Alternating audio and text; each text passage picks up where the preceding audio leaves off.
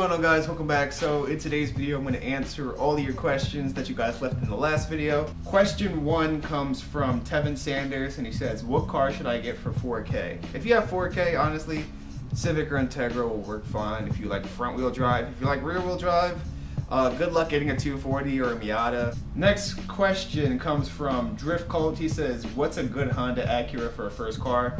Like I said, Civics, Integras, all your popular Honda Acura cars, Accord, Prelude, they're all great. I mean, Honda is a really reliable brand, so any car that you choose will pretty much be good. Next question comes from Bobby Robinson. He says, boosting anytime soon. And his second question is, are you planning on swapping any other motors into the Teg after the B18C swap? So I will be boosting the car in about a year or two when I get a little more serious about track days and I basically finished the car. I'm just focusing on seat time. So that's when you can expect me to boost this car. But from right now where we're standing, you know, I got a lot of work to do. I only did one track day in my whole entire life, so there's really no point in boosting the Teg yet, but it will happen, and when you guys see it, you're gonna be a little confused on what I do, so I want to keep my mouth shut for the time being. You guys are just gonna have to wait for it. Now for his question 2, if this thing blows, I'm probably gonna go LS VTEC or B20 VTEC, only because this is really like a lot of money and I'm not gonna want to do it all over again. And I know I talk so much crap about B20 VTEC and LS VTEC, so call me a hypocrite now, but yeah, I'll probably do that. And when that blows, I'll probably just end off with just getting a J series and leaving it stock. Next question comes from Fred Durf, and he says, will you ever get a second daily? If so, what car? Well, I mean, I never really planned on having a daily because, I mean, my Integra is my daily, and I plan on using that as my daily until, you know, it's not streetable. But if I were to choose a car to daily, every day, automatic, it'd probably be a FA2. I think I'm saying that right. I think it's an FA2. That sounds about right. I'll put a picture up right here. This car, I definitely want a daily one day because I just like the look of it, honestly. Next question comes from Juan Salgado, and he says, do you keep a shop manual to keep your engine in spec? He said, I looked a little bit lost when I was installing my knock sensor. I kind of do, but I kind of don't. I don't have a physical book in front of me showing me what I do. I do have a Haynes repair manual up there, but that only goes so far. But basically on my phone there's an app called it's a book, and it's called the Honda Rebuilding B Series book. And it basically has visuals in it, it has torque specs, it has everything you need to rebuild one of these engines. So it's really helpful when I need just a book to read and just research what everything does and how it works.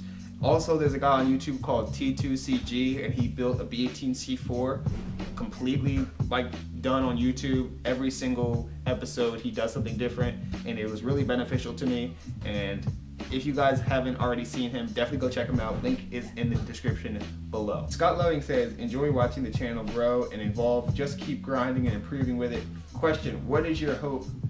Future career-wise, full-time YouTuber, something else? I'm assuming you don't want to do Domino's forever.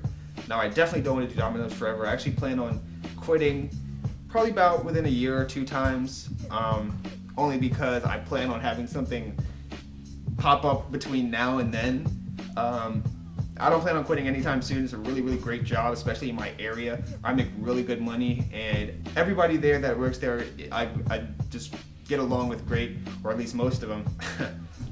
But it's a really cool place to work, honestly. A lot of people talk crap about Domino's, pizza places. Oh, pizza delivery is a crappy job. It really isn't, honestly. If you live in the city, a bad city of that, yeah, it's gonna be terrible.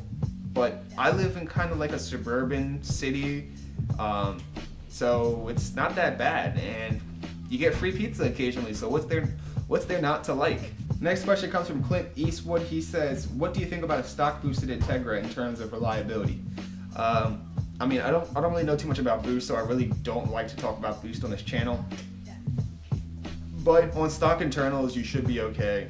Reliability should be okay. I mean, that's my guess. I don't know what I'm talking about. I just assume, you know, on stock internals, if you're running like low PSI, I think that's what it is. If you're running low numbers, not like anything crazy, you should be okay. But like I said, I don't know too much about boost, so I really kind of want to keep my mouth shut on there, let somebody else talk to you about that because I'm in the dark with that one. Doughboy's Garage says, when are you ditching the B series for the K? Never. The K series is a really great engine, I'm not gonna lie. It's probably the best right now for what I want to do for my specific build, but cost. The cost always plays a factor when you're doing stuff like this, and you always want to do it. You always want to have, how do I say this? The power to cost ratio is something that you really got to think about when you're building a car, especially for what I'm building my car for, because it'll rack up fast if you don't know what you're doing, if you don't calculate everything. Now, the reason why I chose this, a lot of people are confused. They're saying, oh, you spent all this money on your car and you only did that. Well, this bottom end is 0 miles, completely rebuilt. Now, I could have easily bought a GSR engine off somebody on the street, just threw it in my car, and I would have been golden. But over time, especially when you're tracking a car, over time, stuff will break. So with a 0 mile bottom end, that lets me know that I will be good for a long time as long as I did everything correctly, which I'm sure I did because the bottom end wasn't even done for me. The bottom end wasn't even done by me, it was done by John over at Absolute Performance. Link will be down in the description if you want to go check out their shop. Really great shop, recommend it. But yeah, that's where we stand with that. Another question, are you going to quit Domino's? Eventually, when I see another opportunity arise, I'm going to take it and I'm going to run with it. So I'm just going to leave that at that. Next question comes from Joe Espino. He says, would you ever consider swapping out your Integra with a JDM front end?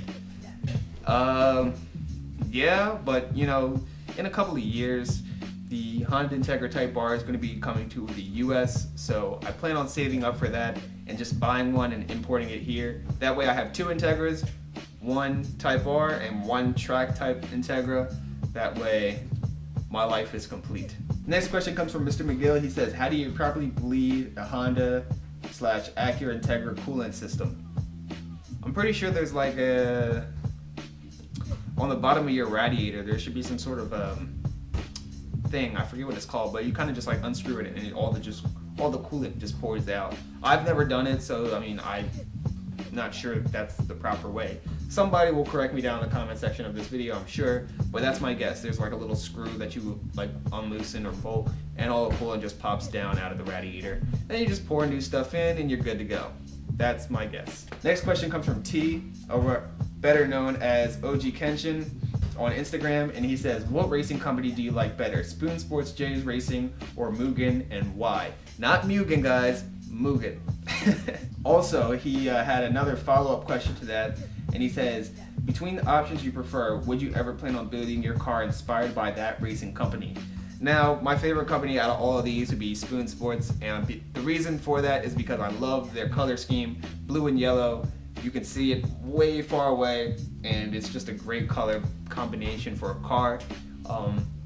And that's just kind of why I like Spoon Sports the most. But driving a car that's inspired by somebody else's brand is not really my thing. I kind of like to be my own guy. I kind of like to customize my own stuff. I've had custom shirts made that just said dumb stuff on it as a kid, and then people would ask me in school, hey, where'd you get that? Where'd you get that? I'm just not really like, I don't like to, how do I put this in a good way? I don't like to build a car that's a replica of something. I don't like replicas, put it that way. Just don't like replicas, that's all. Now, don't get me wrong, the livery is nice, or livery, however you pronounce it. It looks cool, but me personally, I would never want to own something like that. It's not me. I don't associate myself with that company. I just like their work, and I like their colors. I don't even know how to pronounce his name. Rodel Soto? I don't know. He says, maybe a dumb question, but have you ever engaged VTEC? Personally, I've never driven a car with VTEC, but I've been in multiple cars with VTEC in them.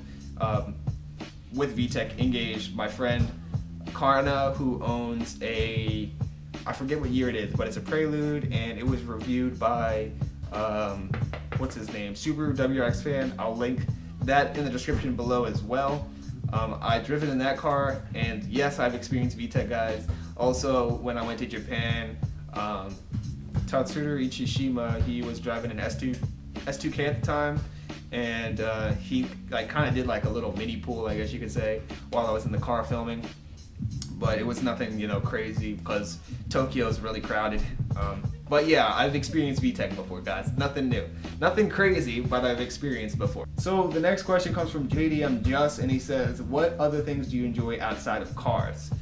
So, my hobbies have changed a lot over the past 21 years or 20 years. And one that's really like kind of stuck around since then was skateboarding. I actually have my skateboard, you know, sitting right next to me. This thing is like 7 years old now. This board is 7 years old. These wheels are 7 years old. I bought these trucks brand new 7 years ago. Thunder trucks on no-name wheels with a think board. And I still skate occasionally. If you were to compare me to another YouTuber in terms of skill level, with, you know, skateboarding and sports, you'd probably be close to that dude in blue. We should probably play a game of skate one day. That'd be kind of interesting because I'd be curious to see who would win. But, you know, I mean, I wasn't good, but I enjoyed doing it, and it was just fun going to skate parks, hanging out with friends, so that's just that. Next question comes from Nathan Barreto, and he says, you should do a Draw My Life video. Because he says that he's been like an OG subscriber since like episode 2, which if you guys don't know, episode 2 was when I painted my valve cover red, which is a very long time ago. So thank you for staying around so long. But Draw My Life is just a little personal, and I don't think I'm ready to do one just yet. But if a lot of people want me to do one, I'll do one. I just personally don't want to do one of those just yet. That was the end of all the questions. Thank you guys for actually taking the time out of your day to comment in that video. Yeah, that's all I really got to say about that. Yeah.